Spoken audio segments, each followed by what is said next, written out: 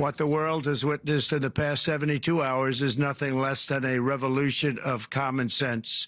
Our country will soon be stronger, wealthier, and more united than ever before, and the entire planet will be more peaceful and prosperous as a result of this incredible momentum and what we're doing and going to do.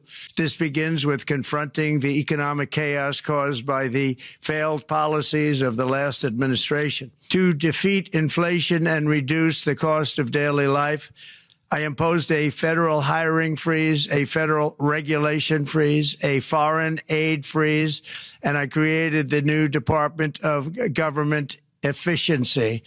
I terminated the ridiculous and incredibly wasteful Green New Deal. I call it the Green New Scam.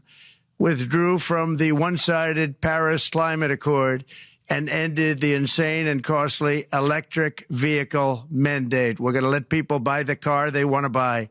The United States has the largest amount of oil and gas of any country on earth, and we're going to use it. Not only will this reduce the cost of virtually all goods and services, it'll make the United States a manufacturing superpower and the world capital of artificial intelligence and crypto. My message to every business in the world is very simple. Come make your product in America, and we will give you among the lowest taxes of any nation on earth. We're bringing them down very substantially, even from the original Trump tax cuts. But if you don't make your product in America, which is your prerogative, then very simply you will have to pay a tariff, differing amounts, but a tariff which will direct hundreds of billions of dollars and even trillions of dollars into our treasury to strengthen our economy and pay down debt. And it's also reported today in the papers that Saudi Arabia will be investing at least $600 billion in America, but I'll be asking the Crown Prince, who's a fantastic guy, to round it out to around $1 trillion. I think they'll do that because we've been very good to them. And I'm also going to ask Saudi Arabia and OPEC to bring down the cost of oil. You got to bring it down, which, frankly, I'm surprised they didn't do before the election. That didn't show a lot of love by them not doing it. I was a little surprised by that. If the price came down, the Russia-Ukraine war would end immediately. With oil prices going down, I'll demand that interest rates drop immediately, and likewise, they should be dropping all over the world. Interest rates should follow us.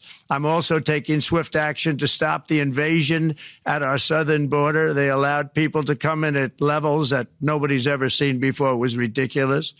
In addition, I'm pleased to report that America is also a free nation once again. On day one, I signed an executive order to stop all government censorship. No longer will our government label the speech of our own citizens as misinformation or disinformation, which are the favorite words of censors and those who wish to stop the free exchange of ideas and, frankly, progress.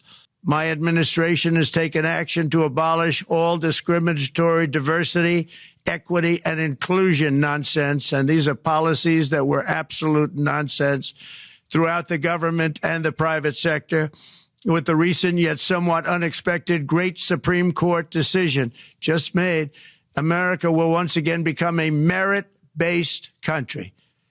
You have to hear that word, merit-based country. And I've made it official, an official policy of the United States, that there are only two genders, male and female. And we will have no men participating in women's sports, and transgender operations, which became the rage, will occur very rarely. I'm also going to ask all NATO nations to increase defense spending to 5% of GDP, which is what it should have been years ago. It was only at 2%, and most nations didn't pay until I came along. I insisted that they pay, and they did. Before even taking office, my team negotiated a ceasefire agreement in the Middle East, which wouldn't have happened without us, as I think most of the people in the room know. And we've accomplished more in less than 4 days. We have really been working 4 days than other administrations have accomplished in 4 years, and we're just getting started.